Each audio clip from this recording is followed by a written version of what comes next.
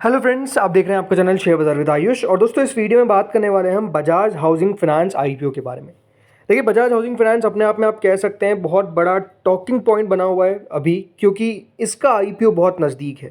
देखिए, अगर मैं सूत्रों के हिसाब से बात करता हूं, जो सोर्सेस कह रहे हैं, कंपनी दोस्तों अपनी आरएचपी फाइल कर सकती है। ये हो सकता है कि अगले वीक या फिर 2 वीक्स के अंदर, राइट, नेक्स्ट 2 वीक्स के अंदर कंपनी का हो सकता है आईपीओ भी आ जाए और आरएचपी भी फाइल हो जाए। बहुत पॉसिबिलिटी बनी हुई है कि सितंबर मंथ के अंदर दोस्तों जो इशू है वो हमको देखने को मिलेगा। और ये खबर मनी कंट्रोल ने भी छापी थी कि कंपनी अपना आईपीओ लेकर आ सकती है। वैल्यूएशंस को भी कट करने की बात कही गई थी कि करीबन 59,000 करोड़ तक की वैल्यूएशंस पे आईपीओ लेकर आया जा सकता है, ये एक्सपेक्टेशंस है। But no doubt Bajaj housing finance का आईपीओ, जैसा मैंने पिछले वीडियो से भी कह रखा है, अराउंड द कॉर्नर है। लेकिन इसमें जो सबसे बड़ा यहाँ पर पॉइंट बना हुआ है वो यही है कि क्या इस इशू के अंदर शेयर होल्डर कोटा भी रखा जाएगा। और इसी के बारे में दोस्तों हम इस वीडियो में मेजरली बात करने वाले हैं कि शेयर होल्डर कोटा तो रहेगा, लेकिन किन लोगों का उसका बेनिफिट मिलता हुआ नजर आएगा और कब हमको कौन से शेयर्स खरीदने पड़ेंगे ताकि हम इस कंपनी के शेयर होल्डर कोटा के अंदर आ जाए। तो चलिए सीधे इसी के ऊपर बात करते हैं। ये आप देख रहे हैं मेरे सामने, जो कंपनी ने क्या फाइल करी थी, DRHP, ठीक है। DRHP फाइल की थी, उसमें कंपनी ने बताया था कि कौन कौन सी कैटेगरीज वो रख सकते हैं। अब मैं कह रहा हूँ रख सकते हैं, ये बात ध्यान रखिएगा। बहुत बार कंपनीज DRHP में कुछ फाइल करती है और RHP में बहुत बार चीज़ों को बदल देती है। अभी दोस्तों DRHP फाइल हुई है, RHP फाइल नहीं हुई है। लेकिन जो कंपनी ने DRHP में बताया था उस हिसाब से अगर देखा जाए तो कंपनी ने कहा था कि पहली कैटेगरी जो होगी वो होगी शेयर होल्डर्स के लिए, जिसमें शेयर होल्डर्स के लिए एक कोटा रखा जाएगा, शेयर होल्डर्स रिजर्वेशन पोर्शन। इसके बाद एलिजिबल एम्प्लॉयज़ के लिए यहाँ पर जगह रखी जाएगी। इसके अलावा QIBs के लिए जगह रखी जाएगी। इसके अलावा नॉन इंस्टीट्यूशनल बिडर्स या फिर जिसको हम HNIs कहते हैं उनके लिए जगह रखी जाएगी। और रिटेल इंडिविजुअल यानी रिटेल कैटेगरी के लिए जगह रखी जाएगी। तो कंपनी ने कहा था कि वो 5 कैटेगरीज रख सकती है इस इशू के अंदर। लेकिन इसमें जो सबसे इंपॉर्टेंट कैटेगरी है जिसके बारे में हम बात कर रहे हैं वो है शेयर होल्डर रिजर्वेशन पोर्शन। इसमें कंपनी ने कहा था कि देखिए, जो परसेंटेज है वो 10% को एक्सीड नहीं करेगा। ये बात ध्यान रखिएगा।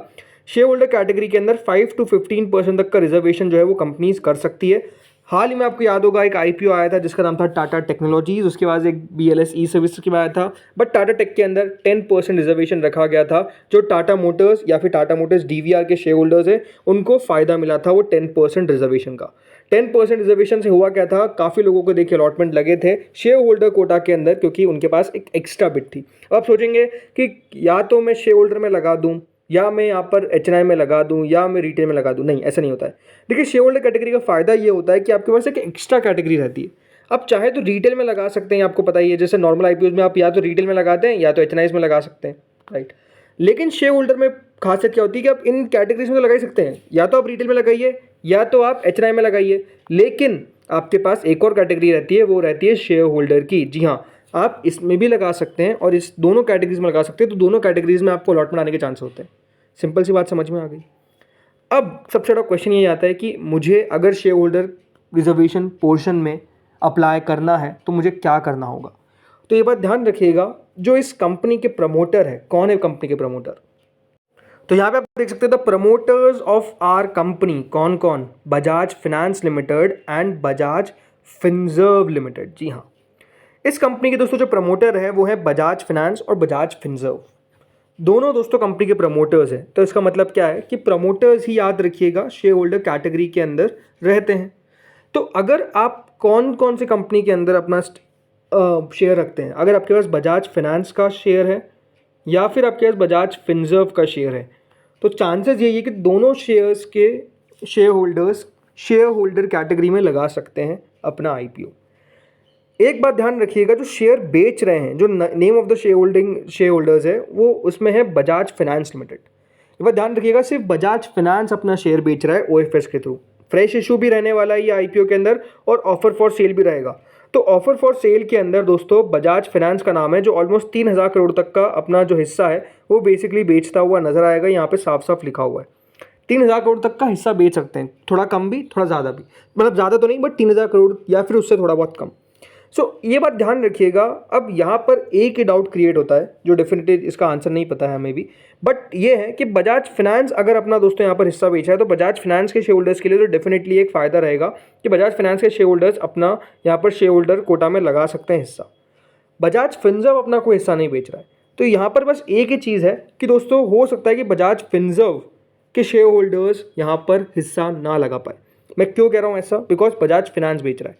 चांसेस तो पूरे हैं कि देखिए बजाज फिनांस वाले शेयर होल्डर्स भी और बजाज फिनसर्व वाले शेयर होल्डर्स भी दोनों चाहे तो दोस्तों यहाँ पर शेयर होल्डर कोटा में लगा पाएंगे। बट जैसा मैंने कहा कुछ कंफर्म नहीं होता है। कंपनी आरएचपी में कुछ भी कर सकती है जो उसका मन करे। हो सकता है देखिए कंपनी जब आरएचपी फाइल करे तो वो बोलते कि कोई भी शेयर होल्डर कोटा नहीं है, ऐसा भी बहुत बार होता है। बट चांसेस ये रहते हैं कि देखिए ये जो कंपनीज रहती है ये जब पहले अनाउंसमेंट कर देती है तो उसको चेंज नहीं करती है। बट जैसा मैंने कहा कुछ भी हो सकता है, उसका कोई कंफर्मेशन नहीं है हमारे पास कि हाँ भैया यही चीज़ होगी, राइट। तो करना क्या है आपको? करना यही है, बजाज फिनांस का भी एक शेयर आप खरीद के रखिए और बजाज फिनसर्व का भी एक शेयर खरीद के रखिए। उससे होगा क्या कि दोस्तों यहाँ पर आपके पास शेयर होल्डर कैटेगरी में लगाने को मौका रहेगा। आपके पास ये रहेगा कि आप दो कैटेगरीज में लगा पाएंगे अगर कंपनी शेयर होल्डर कोटा लेकर आती है। अब मैं क्यों कह रहा हूँ दोनों कंपनीज के शेयर खरीदना ज़रूरी है?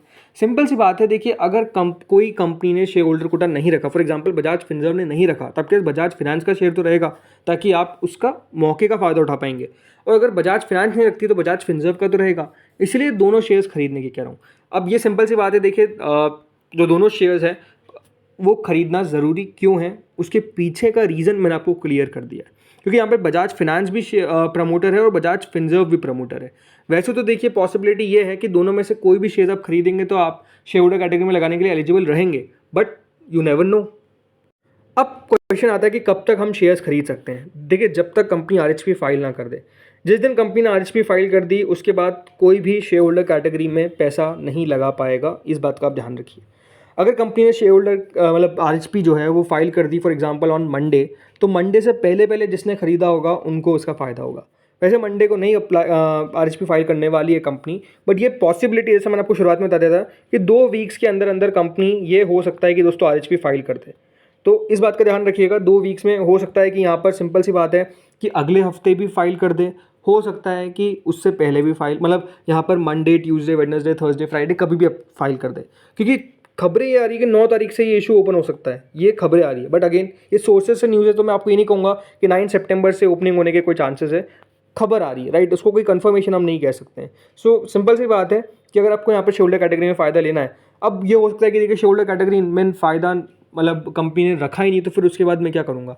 सिंपल सी बात है, एक एक शेयर इससे तो खरीदना है। याद रखिएगा मिनिमम एक शेयर है, मैक्सिमम आपको जितना खरीदना है। एक शेयर में भी आप देखिए एलिजिबल रहेंगे, 2 शेयर में भी एलिजिबल रहेंगे, 3 में भी एलिजिबल रहेंगे। तो एक शेयर खरीदना है आपको, सिंपल सी बात है, वो अगर आपको फ़ायदा उठाना है। याद रखिएगा कोई रिकमेंडेशन नहीं है शेयर खरीदने की, सिंपल सी बात है, अगर आपको बजाज हाउसिंग फाइनेंस के आईपीओ के अंदर शेयर होल्डर कैटेगरी में पैसा लगाना है तो आपके पास एक शेयर होना ज़रूरी है, उसको होल्ड करना ज़रूरी है। जब कंपनी आरएचपी फाइल करेगी उसके बाद आईपीओ आने के बाद आप चाहे तो बेचे ना बेचे वो अलग बात है, लेकिन तब तक आपको रखना ज़रूरी है।